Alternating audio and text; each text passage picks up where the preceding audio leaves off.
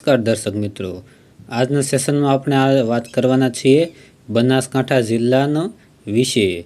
જે બનાસકાંઠા જિલ્લા વિશે સંપૂર્ણ માહિતીનો આપણે અભ્યાસ કરવાના છીએ.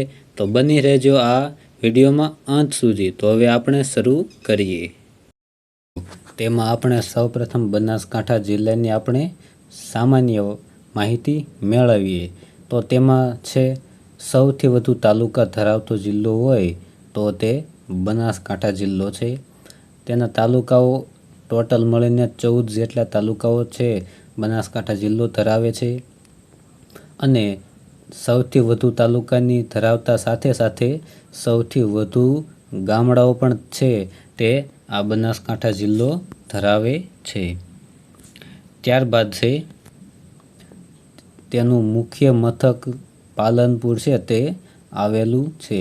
અને બનાસકાંઠા જિલ્લાના ક્ષેત્રફળની વાત કરીએ તો 10,757 જેટલું ચોરસ કિલોમીટર ક્ષેત્રફળ છે બનાસકાંઠા જિલ્લો ધરાવે છે. અને મિત્રો મોસ્ટ આઈએમપી વારંવાર પરીક્ષાઓમાં પૂછાતા આ પ્રશ્નો, કારણ કે દરેક જિલ્લો છે તેની આજુબાજુ તેના અમુક રાજ્યો હોય, કોઈ દરિયા કિનારો હોય, કોઈ દેશની સરહદ હોય, તેનો આસપાસનો વિસ્તાર તે કયા વિસ્તારથી ઘેરાયેલો છે જિલ્લો તે પૂછાતું હોય છે. તો બનાસકાંઠા જિલ્લો છે તેની ઉત્તરમાં રાજસ્થાન રાજ્ય આવેલું છે, દક્ષિણમાં પાટણ જિલ્લો આવેલો છે, પૂર્વમાં છે તે સાબરકાંઠા અને મહેસાણા જિલ્લા આવેલા છે, એમ 2 જિલ્લા.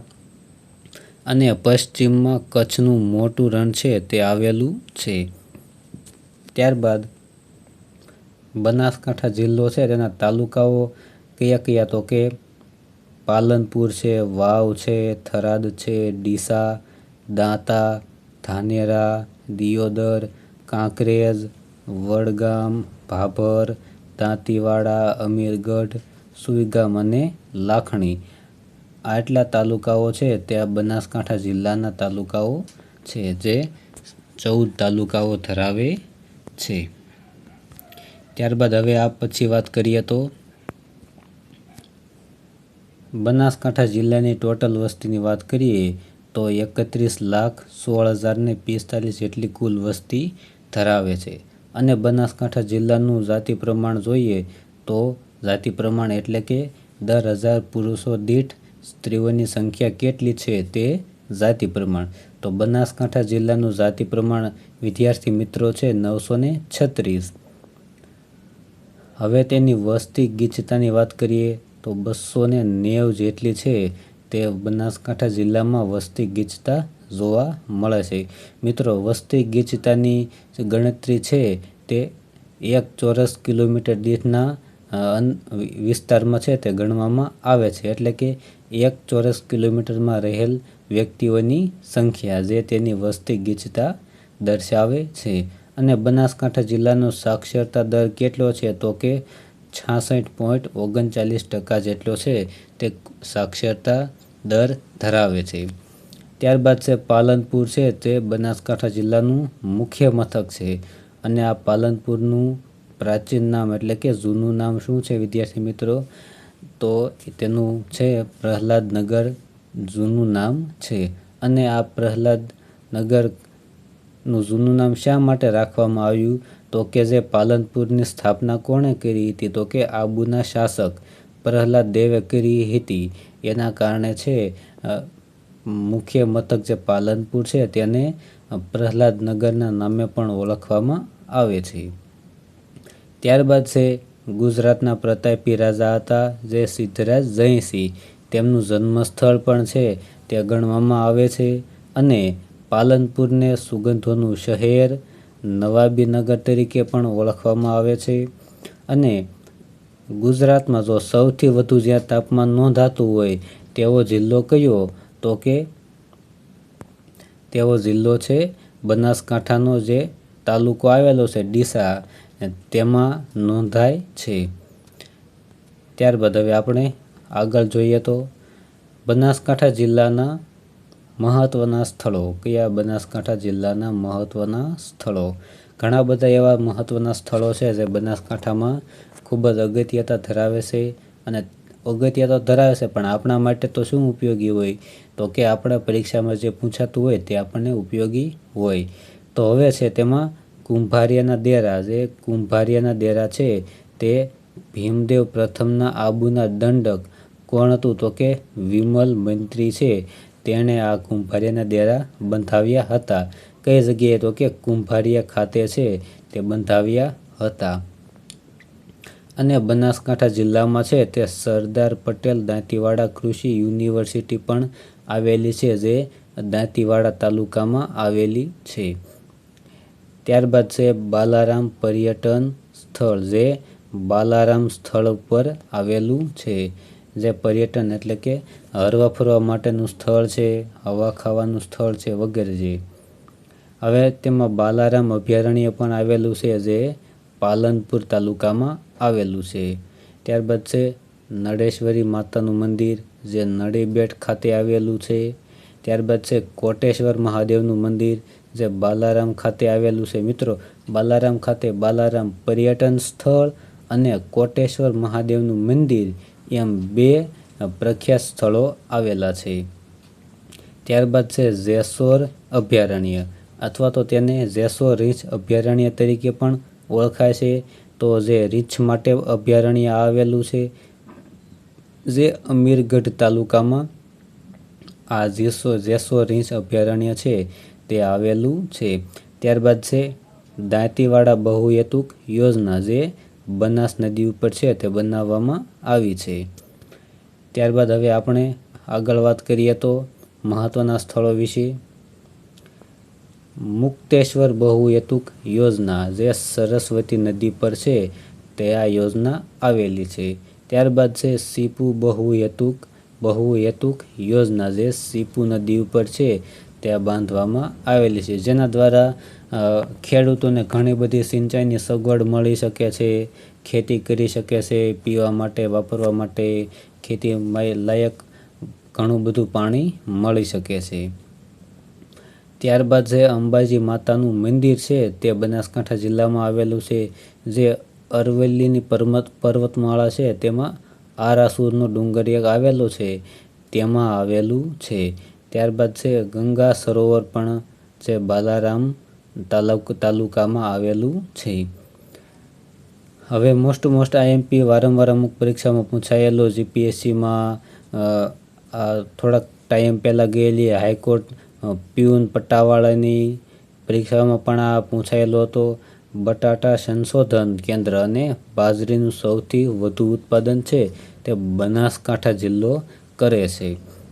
ત્યારબાદ છે બટાટા સંશોધન કેન્દ્ર હોય તો તે ડીસામાં આવેલું છે. મિત્રો, આ પ્રશ્ન છે તે હાઈકોર્ટ પટ્ટાવાળાની એક્ઝામમાં પૂછાયેલો છે, અથવા તો અમુક એવી પરીક્ષા હોય તેમાં વારંવાર પૂછાતો હોય છે. ત્યારબાદ છે ગુજરાતમાં સૌથી વધુ ખેડૂતોની સંખ્યા ધરાવતો જિલ્લો પણ છે તે બનાસકાંઠા જિલ્લો છે. હવે ત્યારબાદ આગળ વાત કરીએ તો હવે બનાસકાંઠા જિલ્લાનું આપણે જાણવા જેવું વાત કરીએ તો પાલનપુરમાં જે બનાસ ડેરી આવેલી છે, મિત્રો, બનાસ ડેરી જે 2008ના વર્ષમાં છે તે ગુજરાતમાં પ્રથમ ક્રમે રહી હતી.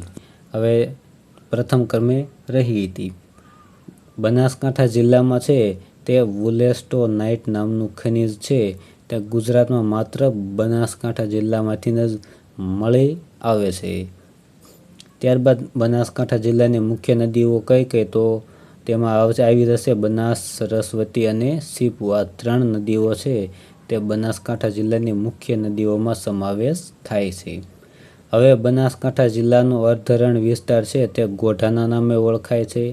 ત્યારબાદ બનાસ નદી કિનારે આવેલું શહેર છે તે દાંતા શહેર આવેલું છે, એટલે કે દાંતા છે તેનો તાલુકો પણ છે, અથવા તો શહેર કોઈ પણ આપણે કહી શકીએ.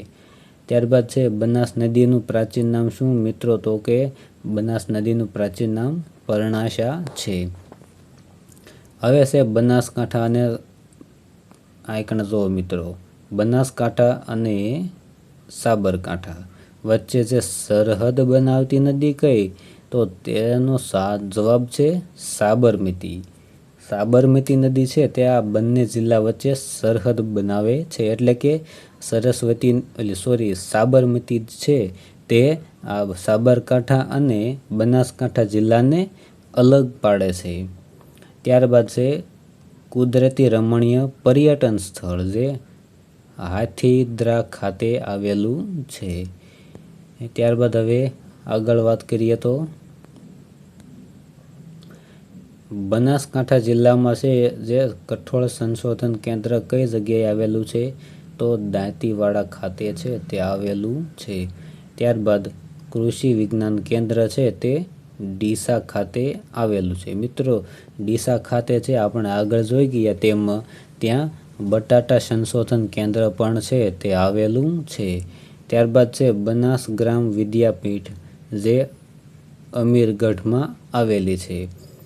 ત્યારબાદ છે નૂતન ભારતી ગ્રામ વિદ્યાપીઠ જે ગઢ મડાણામાં આવેલી છે, જે તાલુકો મુખ્ય મથક અથવા તો તાલુકા કયો તો કે પાલનપુર છે તાલુકામાં જે આ ગઢ મડાણા છે તેમાં આ એક ગઢ મડાણા છે તે ગામનું નામ છે, એટલે કે તે ગામમાં નૂતન ભારતી ગ્રામ વિદ્યાપીઠ આવેલી છે. તેમાં છે જે ચિત્રાસણી તાલુકો છે જે પાલનપુર તાલુકામાં આવે છે, તેમાં સઘન મહિલા પણ એક આ ગ્રામ વિદ્યાપીઠ છે તે આવેલી છે. ત્યારબાદ છે વુલેસ્ટો નાઇટ ઉદ્યોગ. આપણે આગળ જોઈ ગયા તેમ વુલેસ્ટો નાઇટ ખનિજ છે તે ગુજરાતનું એકમાત્ર જિલ્લો છે કયો તો કે બનાસકાંઠા જિલ્લો છે તેમાંથી મળી આવે છે, જે પાલનપુર તાલુકામાંથી મળી આવે છે. ત્યારબાદ છે સિમેન્ટ ઉદ્યોગ જે અમીરગઢ ખાતે આ સિમેન્ટનો ઉદ્યોગ છે તે વિકાસ પામ્યો છે. ત્યારબાદ અત્તર અને હીરા ઉદ્યોગ તે પાલનપુર તાલુકો છે તેમાં વિકાસ પામ્યો છે. હવે તાંબુ, સીસુ અને જસદ જે દાંતા તાલુકો છે તેમાંથી વિશેષ પ્રમાણમાં મળી આવે છે.